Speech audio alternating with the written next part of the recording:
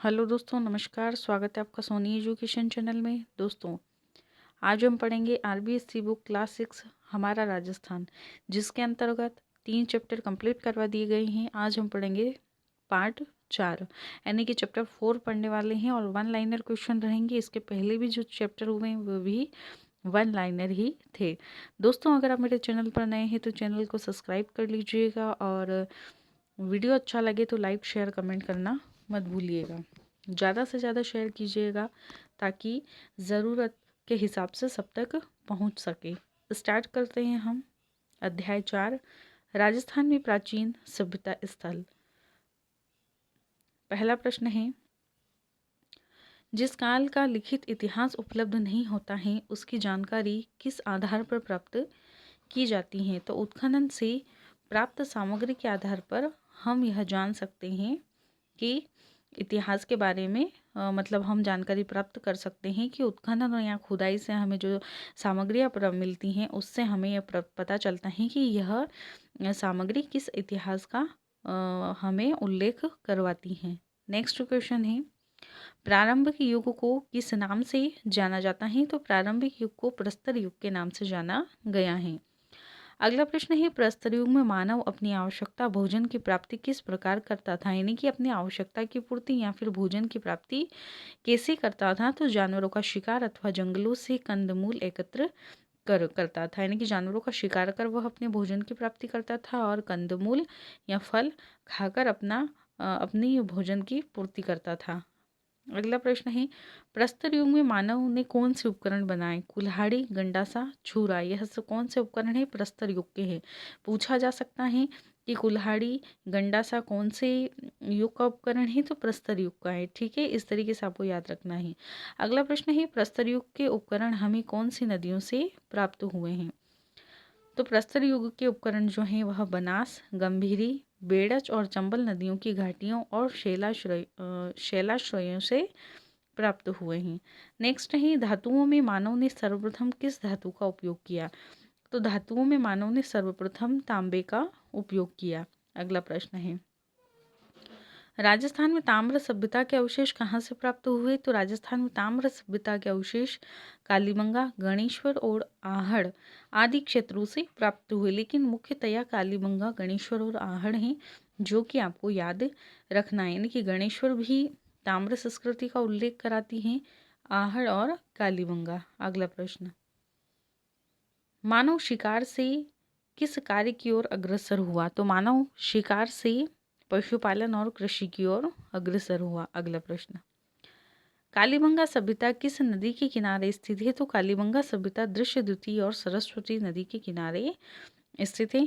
IMP question है, याद रखिएगा। कालीबंगा हुआ, आहड़ हुआ, यानी कि जो भी प्राचीन सभ्यताएं हैं उन सभी से क्वेश्चन आते ही आते हैं एग्जाम में, इसलिए आपको सारे क्वेश्चन अच्छे से देखना है, रिवाइज करना है। किताब पढ़ने की ज़रूरत नहीं है, आप आराम से क्वेश्चन देखकर मतलब क्वेश्चन ही इस वीडियो से जितने भी क्वेश्चन हैं अगर वह सारे कर लेते हैं तो आपको किताब पढ़ने की कोई ज़रूरत नहीं है, क्योंकि इतने अच्छे से क्वेश्चन दिए गए हैं इस वीडियो में ताकि आपको किताब पढ़ने की ज़रूरत नहीं पड़ेगी।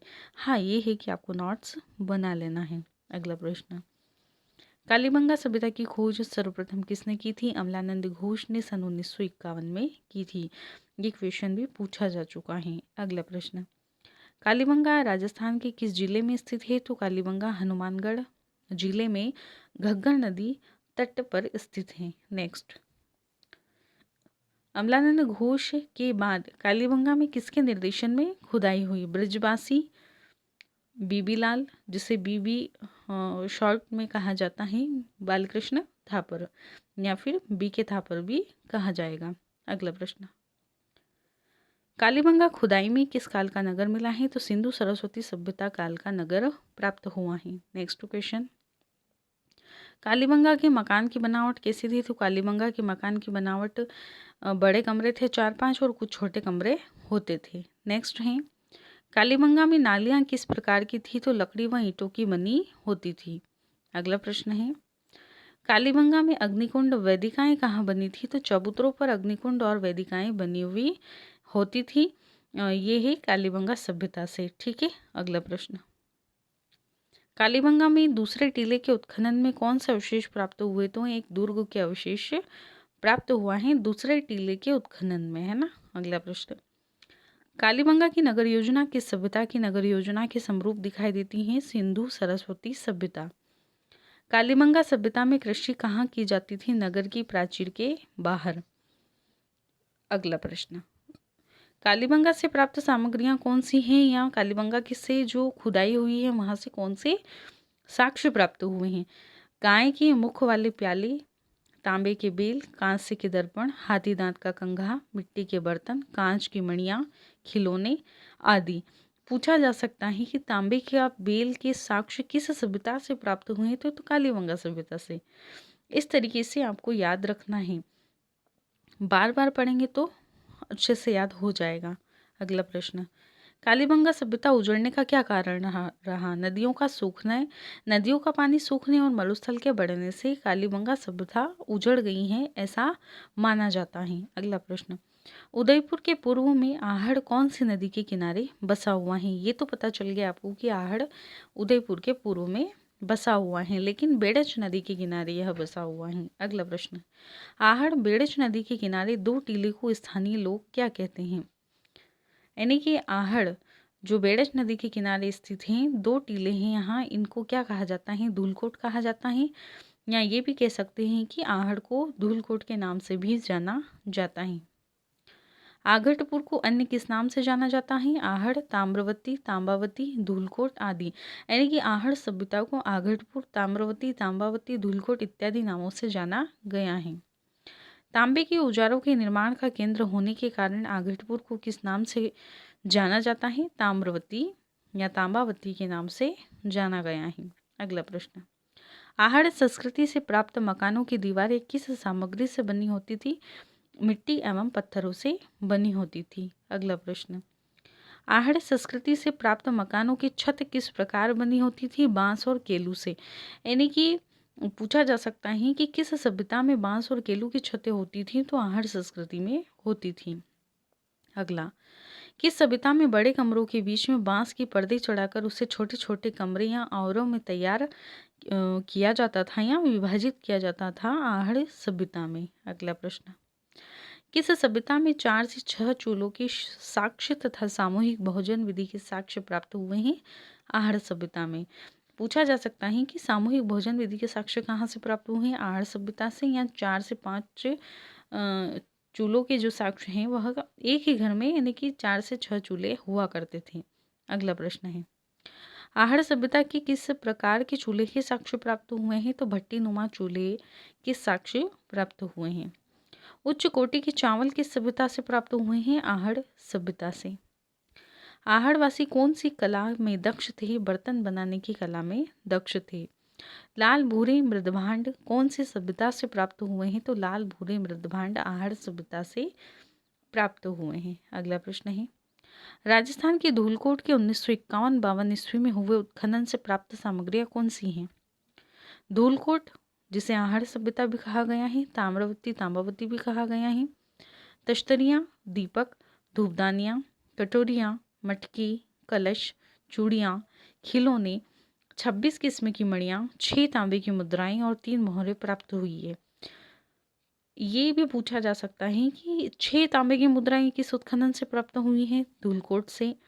3 मोहरें, 26 किस्म की मणियाँ, ये सारे क्वेश्चन जो हैं यह साक्ष्य आपको याद रखना है।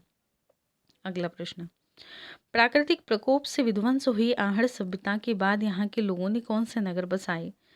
यानी कि ये धूलकोट या आहड़ सभ्यता खत्म होने के बाद में गिलुंट और भगवानपुरा जैसे नए नगर बसाए गए। अगला प्रश्न, बालाथल सभ्यता कौन से स्थान से संबंधित है? उदयपुर जिले के वल्लभ नगर तहसील में यह बसी हुई है, यहाँ स्थित है। अगला प्रश्न, बालाथल सभ्यता किस संस्कृति से संबंधित है? ताम्र पाषाणकालीन आहड़ संस्कृति। अगला प्रश्न, 11 कमरों के एक बड़े भवन एवं दुर्ग जैसे चिन्ह किस सभ्यता से प्राप्त हुए हैं? बालाथल सभ्यता से।